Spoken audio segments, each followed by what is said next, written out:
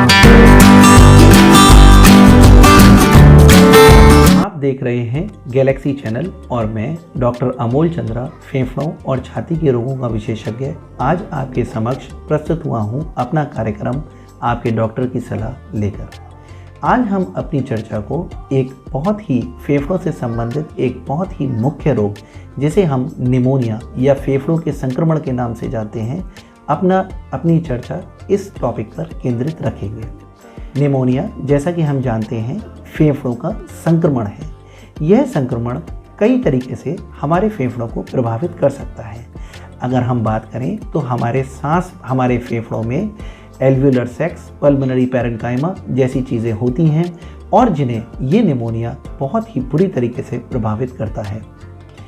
Pneumonia कई प्रकार का होता है, डिपेंडिंग अपॉन, ये इस पर निर्भर करता है कि कौन उसका कारक है, जैसे कि बैक्टीरियल निमोनिया, जैसे कि वायरल निमोनिया, जैसे कि pneumonia due to some other organisms.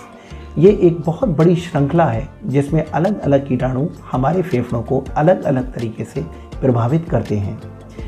मैं आज अपना डिस्कशन थोड़ा सा और आगे लिए चलता हूँ, जहाँ के हम फेफड़ों के संक्रमण को दो अन्य भागों में विभाजित कर सकते हैं, जिसमें कि एक होता है कम्युनिटी एक्वायर्ड निमोनिया, यानी कि समाज में जैसे कि हम अपने आम रोज़मर्रा की दिनचर्या में चल रहे हैं, वहाँ पे हमें किसी मरीज से निमोनिया का संक्रमण लग गया और मरीज निमोनिया से संक्रमित हो गया। एक ये निमोनिया होता है जिसे कम्युनिटी एक्वायर्ड निमोनिया कहते हैं, और एक निमोनिया होता है हॉस्पिटल एक्वायर्ड निमोनिया। सामान्य तौर पर जब रोगी किसी अन्य रोग के चलते अस्पताल में भर्ती रहता है और अस्पताल में किन्हीं कारणों से उसे अन्य रोगियों का कोई इन्फेक्शन लग जाता है और उसके फेफड़े उससे प्रभावित हो जाते हैं, तो ऐसी अवस्था को हम हॉस्पिटल एक्वायर्ड निमोनिया कहते हैं। निमोनिया किसी भी तरीके का क्यों ना हो, लेकिन सही समय पे सही उपचार और सही डायग्नोसिस इसके लिए बहुत ही आवश्यक है। अगर हम सही उपचार की बात करें तो कम्युनिटी एक्वायर्ड निमोनिया के मरीजों को हम अपने ओपीडी या नॉर्मल रोज़मर्रा के इलाज के द्वारा बिना भर्ती के ऐसे मरीज का इलाज कर सकते हैं। लेकिन हॉस्पिटल एक्वायर्ड निमोनिया या वेंटिलेटर एक्वायर्ड निमोनिया एक बहुत ही गंभीर बीमारी है जिसका भर्ती के बिना इलाज नहीं किया जा सकता। अगर हम इलाज की बात करें तो इलाज में यूज़ होने वाली दवाइयों को सामान्य तौर पर हम एंटीबायोटिक्स के नाम से जानते हैं। अपने विशेषज्ञों की निगरानी में ही ये इलाज हमें लेना चाहिए।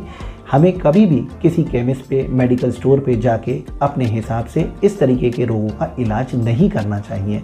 सामान्य तौर पर हम बहुत सी एंटीबायोटिक्स को सुनते हैं, जानते भी हैं, लेकिन फिर भी हमें अपने आप इस रोग का इलाज या फेफड़ों के संक्रमण के रोग का इलाज कभी भी नहीं करना चाहिए। डॉक्टर की निगरानी में सही दवाई, सही मात्रा और सही कॉम्बिनेशन बहुत ही ज़रूरी है। बिना उसके जब ये रोग बिगड़ जाता है तो कई बार मरीज को गहन चिकित्सा कक्ष में भर्ती कराने की ज़रूरत भी पड़ जाती है और मरीज का उपचार बहुत ही कठिन हो जाता है।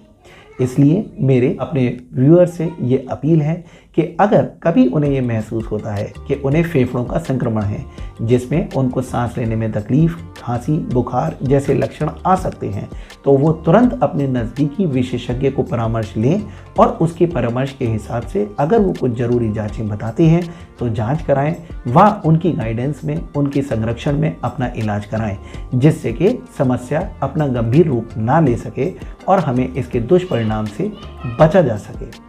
धन्यवाद।